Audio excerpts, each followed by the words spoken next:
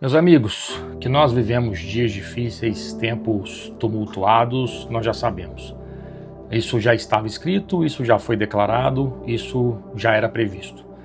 Mas assustador do que o tempo que vivemos, como recentemente um prefeito de uma das cidades mais importantes do mundo ser eleito em meio a tanta perseguição acontecendo no mundo todo, devemos nos posicionar.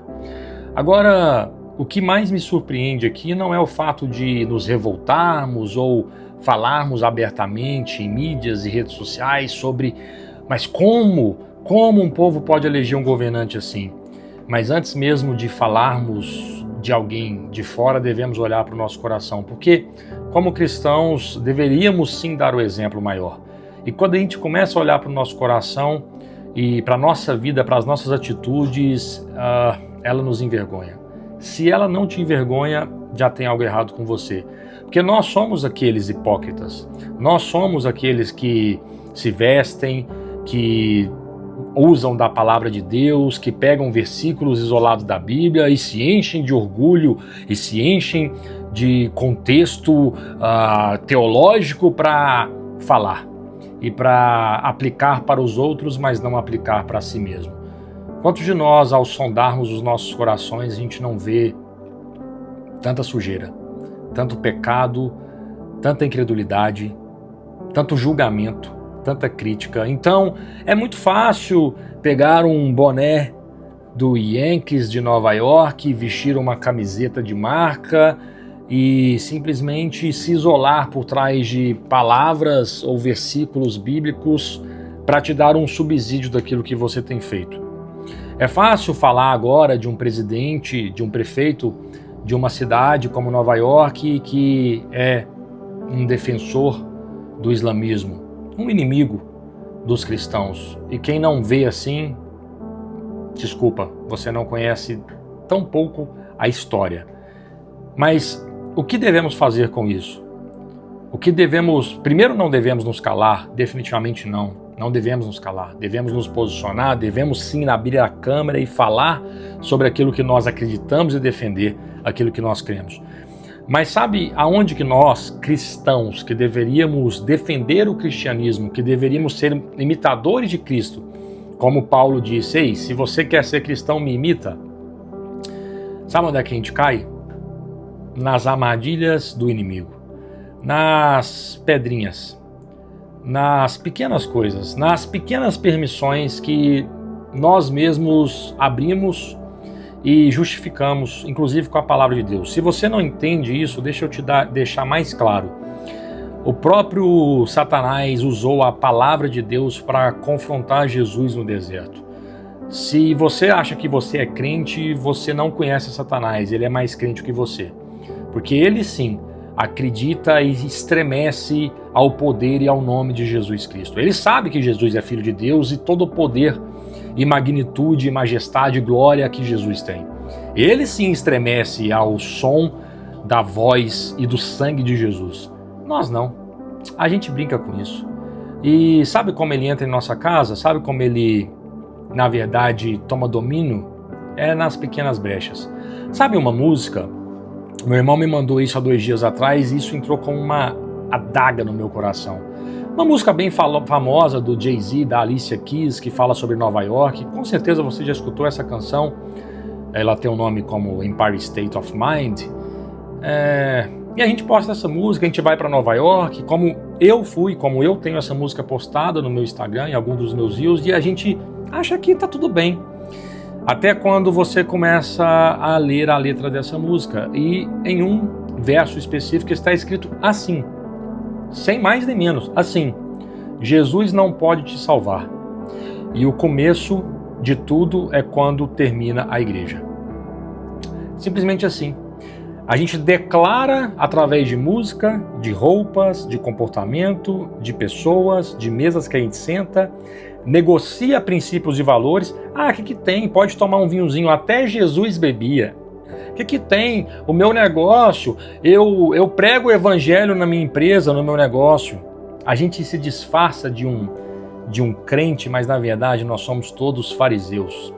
Na verdade nós estamos aqui e só a misericórdia de Deus para nos salvar. Porque a gente até carrega uma sensação de que, olha para mim como eu sou um exemplo. A gente está muito longe de ser como o apóstolo Paulo foi. A gente está muito distante de poder bater no peito e falar, aí, anda comigo, fala o que eu falo, pensa o que eu penso, faça o que eu faço, que você vai estar imitando a Cristo. Meus amigos, me perdoem, eu não estou nessa altura, eu não consigo falar isso. Eu tento pedir e clamar pela misericórdia de Deus e para que eu possa viver em santidade, e para que a graça dele me atinja, me alcança, porque todos os dias, ao acordar, eu já sou constrangido com o tanto de pecado, o tanto de pensamento impuro, o tanto de julgamento, o tanto de crítica que já entra na minha mente ao acordar. E ao passar o dia, eu vou olhando para a minha vida e falo, Senhor, eu não tenho o que fazer. E realmente a gente não tem. A gente tem que se colocar nesse lugar, é só a graça. Mas a gente deve perseverar, nós devemos não desistir. Nós devemos, no lugar dessa fraqueza que a gente tem, saber que Deus, ele se fortalece justamente aqui. E ao invés de gritar em altas vozes e postar na internet, olha que absurdo que estão fazendo, olha o governo X, o governo Y. Sim, você tem que se revoltar, mas antes de falar do próximo, primeiro retire a viga que está nos seus olhos. Antes de julgar alguém de fora, olhe para o seu coração, sonda o seu coração e olhe o tanto de coisa mal que vai ter nele. Isso é uma palavra para mim e eu estou aqui só abrindo a câmera e compartilhando com você, porque ai de mim, pecador que sou, e que muitas vezes Satanás entra de uma forma sorrateira. Quantas vezes eu erro, escutando uma música, vendo um vídeo, às vezes deixando meus filhos terem acesso a algumas coisas que Satanás, na verdade, criou uma armadilha, e somente o discernimento que o Espírito Santo de Deus pode nos trazer para abrir nossos olhos, para que a gente possa enxergar nos detalhes. E é sobre isso, é sobre às vezes um boné que a gente compra e não sabe o porquê a gente está usando. É sobre uma música que a gente escuta e Satanás entrou nessa música. É sobre uma mesa que a gente senta e ali a gente está sentando e ceiando com o inimigo. É sobre, tá bom, é só um golinho de um vinho, é só um copinho de cerveja, é só isso aqui, é só aquilo ali. Amigos, a gente não tropeça em montanhas, nós tropeçamos nesses pequenos detalhes, que a gente possa viver em santidade e ser perfeito, porque o próprio Jesus disse, sejam perfeitos porque eu sou perfeito, sejam santos porque eu sou santo. Ele é o exemplo, ele deixou o exemplo. Quando ele fala, sejam santos porque eu sou santo, se ele está pedindo para a gente ser algo, é porque é possível. E ele deixou o modelo. Que o Senhor nos conceda a graça, que Deus tenha misericórdia de nós, porque só a misericórdia dele para nos salvar, e que ele possa abrir nossos olhos, tirar ainda um pouco das escamas que existem, que a gente possa enxergar que no meio de tanto caos, no meio de tanta tribulação no mundo, no meio de tanta angústia, o Senhor ainda está aqui, o Senhor está no controle, ele nunca perdeu o controle. E mais, ele deixou avisado, ele deixou escrito, ele já deixou tudo aqui, que a gente possa viver a palavra de Deus, que a gente possa viver em santidade e viver um Jesus Senhor antes de Salvador, que nós possamos ter Jesus Cristo como nosso Senhor e que nós possamos ser uns servos bons e fiéis, para a gente poder ceiar com Ele, sentar à mesa com Ele, sermos dignos daquilo que Ele nos confiou, que a gente realmente possa entender que é um tempo de se levantar, mas antes de gritar em altas vozes para o mundo, que a gente possa sondar o nosso coração primeiro e ver o quão pequenos e pecadores nós somos, para que assim, através daquilo que Deus faz em nós primeiro, nós possamos ser exemplos para alguém, sempre apontando para Cristo. Cuidado com as idolatrias, cuidado com projetos, programas para-eclesiásticos, cuidado com pessoas, cuidado, Jesus deixou avisado. Não coloque ninguém, nem nada, nem mesa, nem projeto, nem mentorias, nem estratégias, nem programas acima do nome de Jesus. Sim, existem vários deles que são muito bons e que Jesus está neles e como usando desses projetos para que a sua palavra seja propagada, mas coloque todos esses em um lugar, abaixo do nome que está acima de todo nome. Cuidado para não confundir, cuidado para não colocar um altar em cima de algo, porque até a própria palavra de Deus, até a própria casa de Deus pode ser colocado em um lugar acima de Deus. Jesus disse que a sua casa é casa de oração. E muitos de nós confundimos a sua igreja, os seus projetos, que são abençoados por Ele, e colocamos isso maior do que Ele. Ele é maior, Ele é único digno. Ele está acima de todas as coisas, é um nome que está acima de todo nome.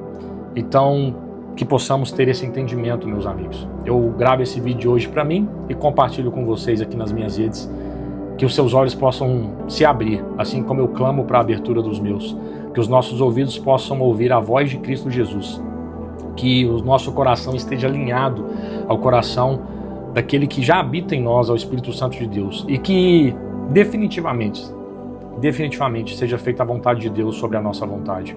Nossa vontade é falha, é pecadora, nosso coração é enganoso. Então, eu oro para que a vontade de Deus prevaleça sobre a nossa e que a gente entenda que viver é Cristo e morrer é lucro. Não importa, que a gente realmente possa viver o Evangelho como um exemplo vivo que Ele já nos deixou. Amém?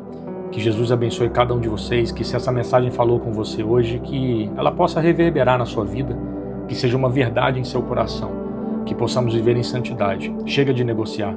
Que o sim de Deus seja nosso sim, que o não seja nosso não.